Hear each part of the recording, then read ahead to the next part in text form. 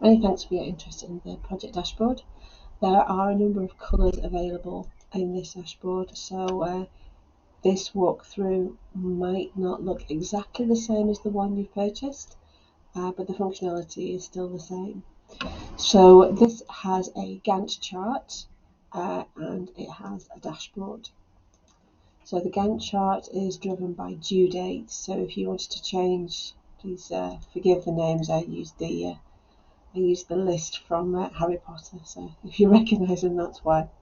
If I was to change this to a date in the future, you'll see here that the started changes, the automatic progress changes, because this is based on the number of days that you expect the task to take and how many it's already taken so far.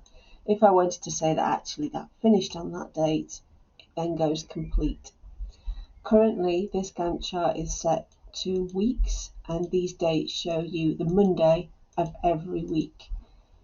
I have a box here that says jump to today's date, which is checked. If I uncheck that, the Gantt chart will automatically say, I know what the first date is supposed to be in this range, and it will start from that date. So if you wanted to change some of these, obviously I've got a lot that are overdue because they were in last year.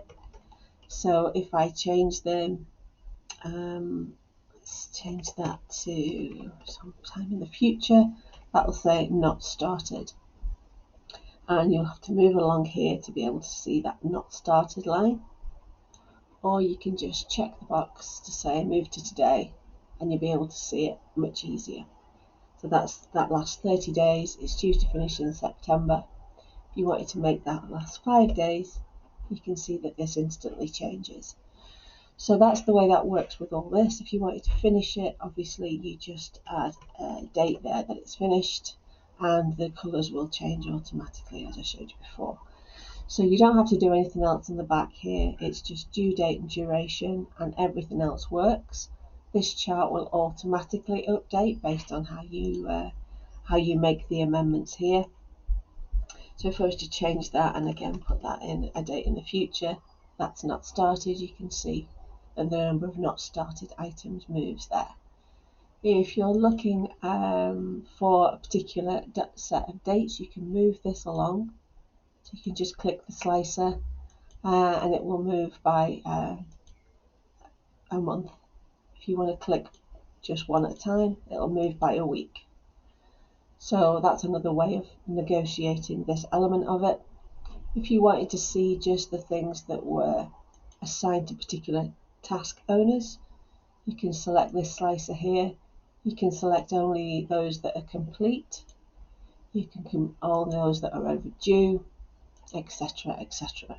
You can just look at the quarters or the months, or along here you can have the tasks. You can select the tasks, and I've put key milestones and key updates, which is just if you've got a long list and you're doing a lot of different projects in here, it's quite easy to get lost and not really know where you are with it.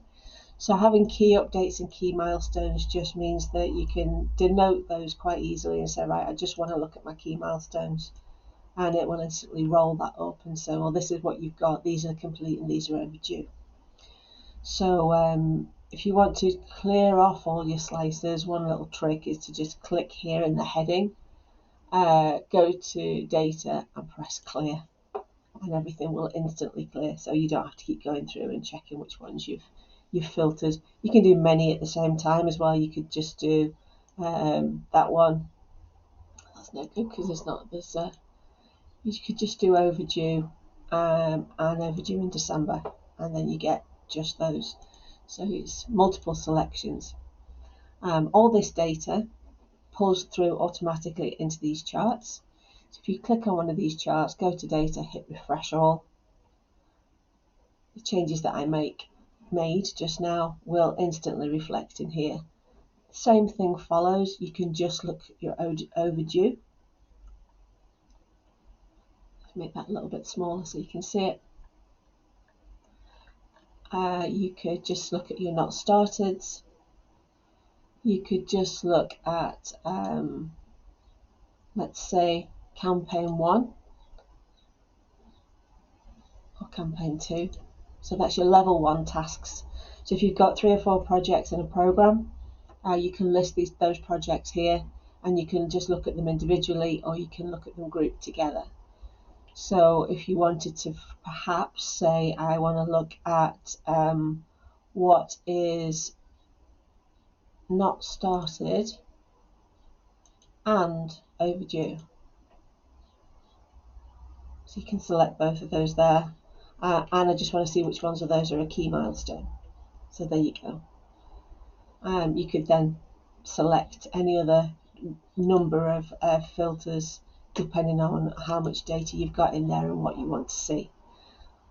So this will give you a monthly chart based on the year and the month.